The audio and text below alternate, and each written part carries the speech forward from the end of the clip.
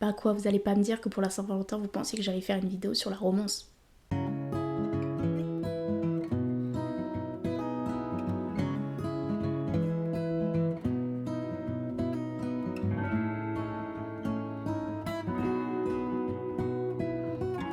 Bonjour à toutes et à tous et bienvenue dans cette nouvelle vidéo. Aujourd'hui on se retrouve pour une vidéo très spéciale. Hier c'était la Saint-Valentin. J'aurais pu vous faire une vidéo thématique comme l'année dernière sur toutes les histoires qui virent très mal, sur toutes les histoires qui finissent bien si cette année j'étais un peu plus optimiste. Mais non. J'ai décidé de faire un concept qu'on voyait sur Booktube il y a très longtemps, aka le Share the Love, partager l'amour. En gros, je vous recommande des chaînes YouTube que j'aime bien regarder. Je pourrais vous parler de Margot Liseuse ou de Lire avec Lilia, mais je pense que vous les connaissez toutes aussi. Je vais vous présenter les pépites cachées du Booktube, les chaînes dont vous n'avez peut-être jamais entendu parler, mais qui méritent vraiment le détour. J'ai pris mes petites notes, j'ai choisi de vous parler de 10 chaînes YouTube. Il n'y a pas d'ordre de préférence ou je sais pas quoi. Et je voulais vraiment que ce soit des créatrices qui sont pas beaucoup mises en avant aussi. Je crois que au niveau des abonnés, on est à 1000 abonnés maximum. J'en profite donc pour passer le bonjour à toutes mes collègues / copines booktubeuses. Vous faites un taf absolument incroyable et vous méritez tout le shine qui existe sur Terre. J'ai organisé la sélection autour de thèmes, d'ambiance, comme ça vous savez à peu près ce qui peut vous plaire suivant vos intérêts, suivant vos goûts de lecture aussi. Il y a clairement à faire pour tout le monde. N'hésitez pas à me dire en commentaire quelle est la chaîne qui vous intéresse le plus. Et allez surtout commenter les vidéos de ces créatrices en disant que vous êtes là grâce à mes recommandations. En premier, pour tous ceux et celles qui aiment les vlogs, la lecture, mais aussi les loisirs créatifs, j'ai 2 chaînes à vous proposer. D'abord, Neida, ma copine. Elle fait des vlogs assez souvent où elle présente ses lectures. Elle lit franchement de tout. Et elle fait aussi du crochet, de la couture, c'est hyper inspirant, surtout pour des personnes comme moi qui n'ont pas vraiment de talent créatif, ou du moins pas avec mes mains. Neida, c'est vraiment une personne très calme, très posée. J'adore sa façon de présenter les livres, j'adore ses vlogs qui sont très authentiques. Elle passe pas par 4 chemins. Quand elle n'aime pas, elle n'aime pas. Quand ça ne va pas, ça ne va pas. Et franchement, ça fait du bien au moral, ça fait du bien de se sentir compris et de pas avoir des vies de rêve tout le temps sur Booktube avec des gens qui ont le temps de passer leur journée à lire ou qui trouvent tout ce qu'ils lisent absolument splendide. C'est pas forcément le cas, parfois il y a des énormes flops. Un peu dans la même ambiance, on a la chaîne Diary of a Reader, bref, en anglais quoi. Rassurez-vous, les vidéos sont en français. Là pareil, on est sur une personne qui est très créative, qui lit beaucoup de choses. Alors elle fait un peu moins de vidéos, mais quand elle sort des vlogs, c'est toujours avec plaisir que je les regarde. C'est elle notamment qui m'a donné envie de lire la saga Le Dernier Conte. Je sais qu'elle en a beaucoup parlé et je l'ai mis dans ma wishlist grâce à elle. J'espère découvrir cette saga très rapidement. C'est une réécriture des contes de fées, un petit peu à la sauce Disney, parc d'attraction, malédiction, bref. Ça a l'air absolument trop cool. On poursuit avec toujours une personne qui fait des vlogs. Il s'agit de ma copine, encore une fois, qui a tout lu, qui a la caractéristique d'avoir ouvert sa librairie indépendante.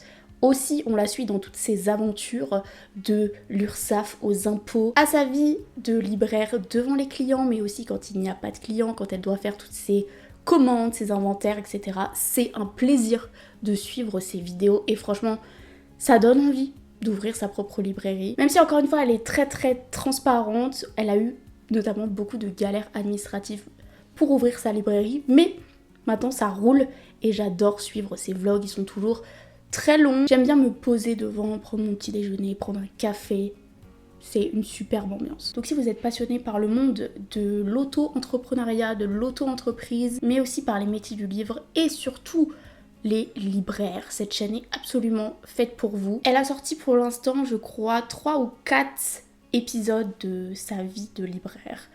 Mais je pense qu'elle va en faire maintenant assez régulièrement. Ça, c'est son dernier arc en date, mais elle a eu aussi tout un road trip maintenant, il y a plusieurs années, où elle a fait des vlogs littéraires en voyage. C'était absolument trop intéressant. Ça m'a permis de découvrir de la littérature d'un petit peu partout. On parle de livres, mais aussi de voyages, de paysages, de découvertes. Bref, en plus elle a pas mal de vidéos à regarder. Donc le temps que vous rattrapiez tout ça, vous en avez pour quelques temps. 2 recommandations maintenant pour les fans de fantasy et de fantastique. D'un côté, nous avons Le Manoir de l'Imaginaire, de l'autre côté, nous avons La Reine des Dragons. J'adore regarder leurs vidéos. Ces 2 filles ont l'air absolument adorables, trop sympas, elles savent parler des livres. Et on manque sérieusement de femmes qui parlent de fantasy et de fantastique, donc allez les soutenir, elles font un travail de fou, il y a une ambiance qui se dégage de leurs vidéos. J'ai découvert les 2 chaînes il y a quelques mois maintenant et encore une fois je suis leur contenu assidûment, que ce soit sur YouTube mais aussi sur Instagram. Toujours dans ce mood un petit peu fantasy, fantastique, mais là on est vraiment sur une ambiance très Halloweenesque avec de la littérature d'horreur, de la littérature gothique. On a A Book of Spleen. Je trouve que ces vidéos sont toujours ultra belles, ultra bien montées. Il y a vraiment une ambiance qui se dégage. Et je sais que quelques-unes d'entre vous sont des lectrices plus de l'automne. Donc si vous avez envie d'avoir cette énergie toute l'année, allez suivre cette créatrice qui fait du très bon travail. Maintenant, si vous êtes plus branché littérature engagée, matrimoine, je vous conseille d'aller voir Lire au Nord et Louise No. Louise No, je l'ai découverte il y a quelques semaines, vraiment c'est tout nouveau, j'ai pas encore eu le temps de rattraper toutes ses vidéos, mais sa façon de parler des livres, elle est très directe et surtout elle n'hésite pas à faire des analyses politiques, sociologiques, elle est très engagée dans ses lectures et ses réflexions, je trouve, sont toujours très pertinente, très bienvenue. Lire au Nord c'est pareil, elle s'intéresse beaucoup au matrimoine mais aussi à la littérature queer. D'ailleurs sur son Instagram elle fait une série où elle présente des autrices lesbiennes, que ce soit des autrices classiques mais aussi des autrices contemporaines. Je trouve son travail encore une fois très documenté, très fouillé, c'est intelligent, c'est utile et je pense qu'on a besoin de ce genre de créatrices qui mettent en avant les œuvres dont on n'entend pas parler, des autrices qui sont invisibilisées.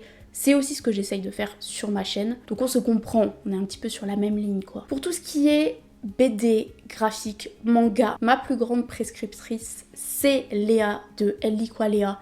Elle fait beaucoup de vidéos, elle parle de plein de genres différents. Mais moi quand je vais sur sa chaîne c'est vraiment pour ses recommandations de graphique. Elle lit beaucoup, elle a beaucoup de vidéos, avis lecture, sur des séries de BD ou alors des séries de manga. Elle va droit au but, elle s'y connaît, je la trouve toujours extrêmement enjouée, positive. Elle partage vraiment de très bonnes ondes à travers ses vidéos. Et surtout, elle fait beaucoup la promotion des emprunts en bibliothèque, de la médiathèque, etc. Elle utilise quasiment que ça, je crois, pour lire. Et c'est bien de voir des modes de lecture et des modes de consommation un petit peu alternatifs qui n'encouragent pas l'achat perpétuel de livres. Elle a passé les 1000 abonnés, donc elle est peut-être un peu plus connue que les autres créatrices que je vous ai présentées. Mais si vous ne la connaissez toujours pas, allez voir, c'est vraiment un bonbon, c'est un soleil cette fille, elle me met toujours de trop bonne humeur. Puis on a besoin de personnes ambassadrices des graphiques et de la BD et des mangas qui sont des genres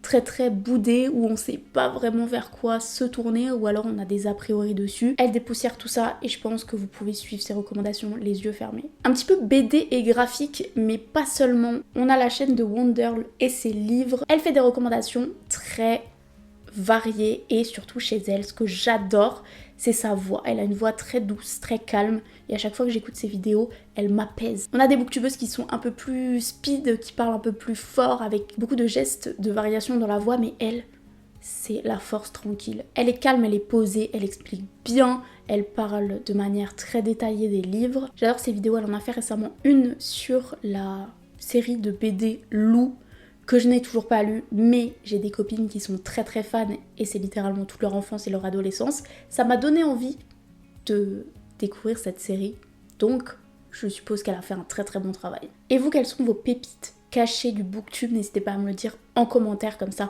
on se partage les bonnes adresses et on découvre de nouvelles créatrices ou de nouveaux créateurs.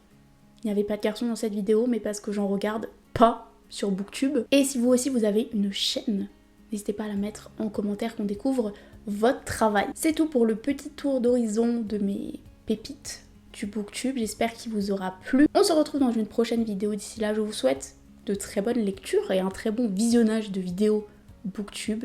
Une bonne soirée et une bonne journée. Et je vous dis à bientôt. Salut!